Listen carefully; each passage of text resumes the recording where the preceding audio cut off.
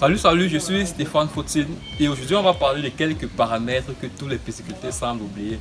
Pour parler n'est-ce pas de cette thématique, j'ai fait le déplacement de Yaoundé pour Bafoussam pour rencontrer quelqu'un qui est formidable, je dirais.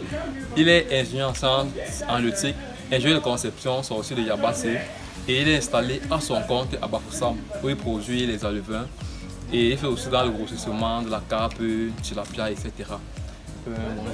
Bonjour, monsieur. Bonjour Stéphane. Alors déjà, avant d'avancer, je te souhaite la bienvenue sur cette chaîne. Ici nous parlons de pisciculture, nous partageons avec vous notre quotidien. Nous vous donnons les astuces, les principes et quelques petits secrets sur lesquels vous pouvez vous appuyer pour commencer et mener à bien votre activité piscicole. Alors, si vous êtes intéressé par ces différentes thématiques, je vous invite déjà à faire deux choses. La première, c'est vous abonner à la chaîne. La seconde, c'est d'activer la cloche de notification pour être notifié de chacune de nos parutions de vidéos sur la chaîne. Alors, comme je disais tantôt, dans cette vidéo, nous allons parler des paramètres que tous les pisciculteurs semblent oublier. Et pour parler de ce thème, je n'ai pas trouvé mieux que Pépin qui va essayer de nous retenir là-dessus.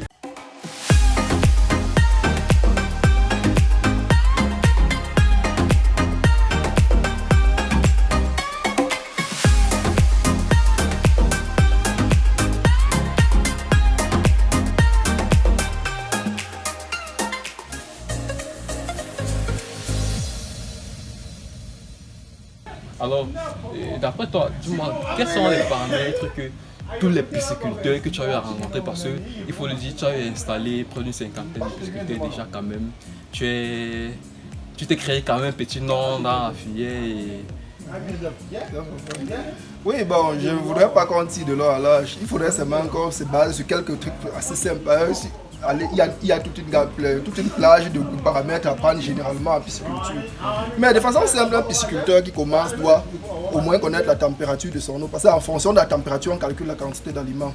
Il doit connaître le pH. Parce que le pH, un mauvais pH non seulement peut ralentir la croissance de ces poissons, mais peut générer une perte économique, c'est-à-dire les poissons, il vient jouer, il voit que tous ces poissons sont en train de mourir, il ne comprend pas trop pourquoi. Et d'ailleurs, comme je te le dis, il y a un pisciculteur qui est à Bangou un jour, il m'invite chez lui. Il avait une eau de fourrage. Pour lui, il a entendu, on dit non, l'eau de fourrage c'est la meilleure eau. Lui, c'est l'eau du poule, il faut faire parce que tout le monde qu'il fait la pisciculture, fait cela. Justement, il a oublié qu'il fallait aussi mesurer le pH. Parce que le pH de l'eau de fourrage est en fonction de la roche dans laquelle tu puises ton eau. C'est elle qui détermine cela. Il avait un pH qui était en deçà de 4, donc très acide. Or, le pH en pisciculture, on recommande entre 6,5 et 7,5, voire 8.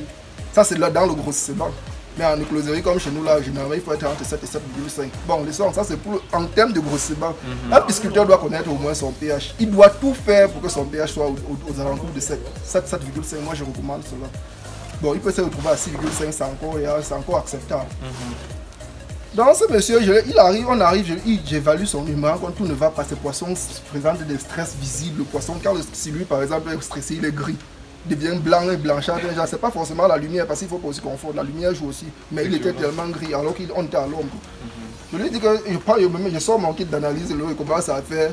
Il teste, je lui dis que voilà, ton pH est mauvais. Il me dit que ça ne peut pas être seulement le pH et son poisson. Il a les mortalités qui voilà.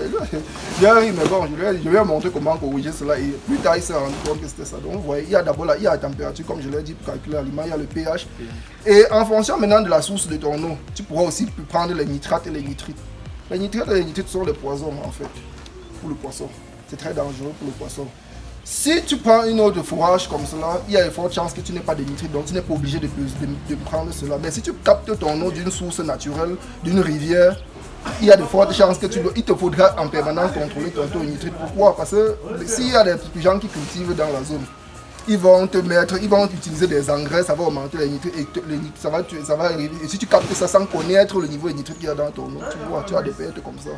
Donc, de façon globale, je préfère me limiter à ce petit niveau-là, sur les petits cadres. Bon, on pourra encore parler de la dureté et tout ça, mais de façon simple, un pisciculteur, quelqu'un qui ne connaît rien en pisciculture, température, pH, nitrate, nitrite, en fonction de donc température et pH d'abord.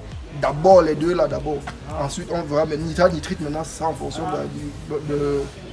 de la source de son eau. Et maintenant aussi, comme généralement la plupart des pisciculteurs utilisent les circuits ouverts, c'est-à-dire ils mettent l'eau vide, là c'est pas un problème. Mais s'ils rentrent en circuit fermé, là carrément il sera obligé de contrôler les nitrates, nitrites, obligé. chaque jour. Comme ici, là, comme on parle, on est à côté de ce bassin, il y a un bassin en circuit fermé, ils font ça en circuit fermé. Quand normalement on doit contrôler, en permanence on doit contrôler les nitrates et les nitrites. Parce que les nitrates et les nitrites viennent aussi de d'où? Ça vient des caca de poisson, ça vient des déchets d'aliments non consommés qui restent dans le milieu et qui polluent l'environnement du poisson. Le poisson c'est l'eau. En fait, le poisson respire dans l'eau. Si tu veux qu'il soit à l'aise, même toi-même, si tu respires une air pollué, tu ne vas pas t'en sortir. C'est la même manière chez lui là-bas. Quand nitrate et nitrite ne tiennent pas, il a un problème. Et il meurt facilement. Voilà, de façon ramassée. Les 4 paramètres que je préfère qu'un pisciculteur ait toujours en fait. D'accord.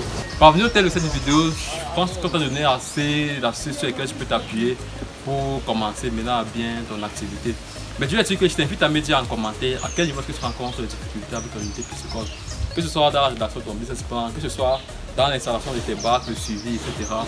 Tu peux nous contacter via le petit numéro WhatsApp qui sera laissé dans la barre de la description. Alors, merci et à très bientôt pour une nouvelle vidéo.